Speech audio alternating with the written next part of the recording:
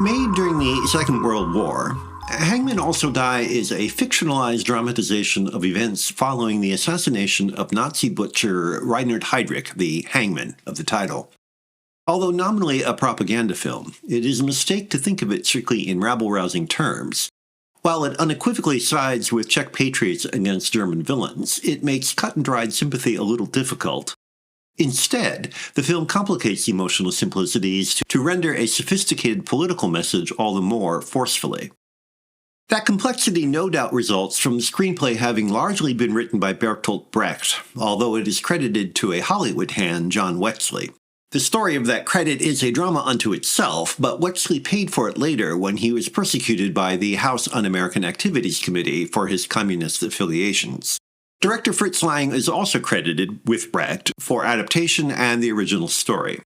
The film substitutes lone assassin Dr. František Svoboda, Brian Dunleavy, on the run from the Gestapo for the group effort to kill Heydrich that was authorized by the Czech government in exile. Simplifying the action further by having the assassination occur off-camera so as merely to initiate the action, the filmmakers can concentrate on a tougher purpose than melodramatic thrills. The act is almost a fait accompli, secondary to demonstrating how political consciousness can develop in extraordinary circumstances. As Dr. Svoboda eludes the Germans, he is aided by a widening circle of characters who get involved more by chance than conviction, but who nonetheless demonstrate a willingness to sacrifice everything if necessary to help Svoboda. This powerful message is made even more complexly involving by a clever twist. For despite the gravity of the events, the story works largely like a police procedural, in which the viewer can sympathize at least as much with investigating Gestapo officer Alois Gruber, Alexander Granach, as with Svoboda.